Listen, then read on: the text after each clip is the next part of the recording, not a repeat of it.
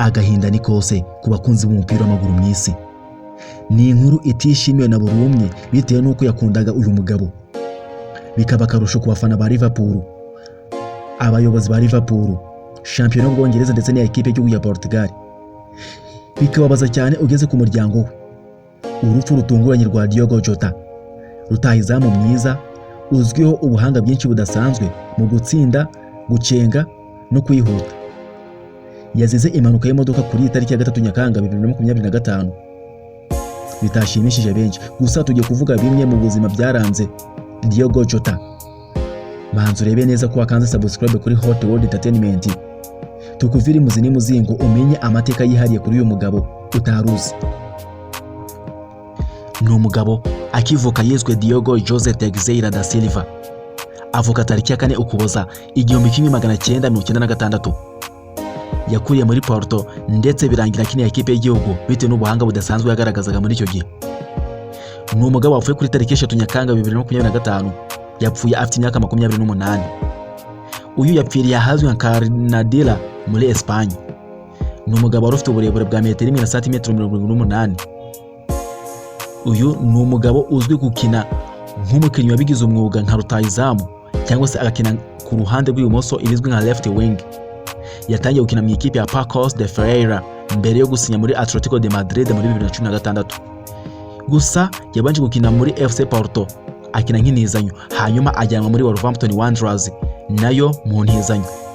Nyuma yaje kuyigumamo burundu mbere yo kujya muri Liverpool FC mu mwaka wa 2020. Ibi byatumye agurwa agera kuri miliyoni 41 z'amapaundi.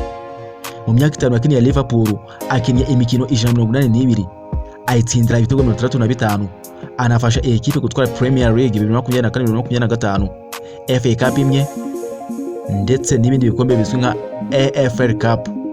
Ibi byose bigezeho na ekipe ya Liverpool. Gusa ntabwo twabura kuvuga ibyagezeho muri ekipe y'igihugu.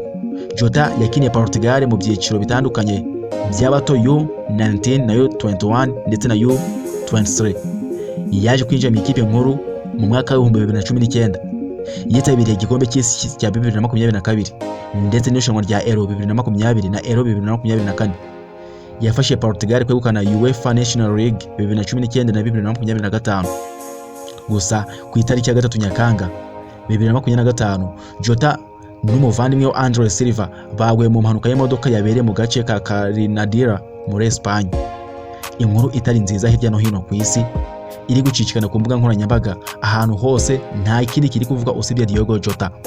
Ibyababaje byinshi nuko Diogo Jota yitabye Imana nyuma y'ibyumweru 2 gusa akoze ubukwe n'umukobwa bari bamaze igihe bari mu rukundo witwa Lotte Cardoso. Ni ubukwe bwabereye iwabo muri Portugal. Uyu mukinnyi wakiniraga Liverpool anasatira cyane cyane arazwe ku mwanya wa nimero 9 cyangwa se anyuze kuri left wing ibizwi nk'uruhande rw'ibumoso.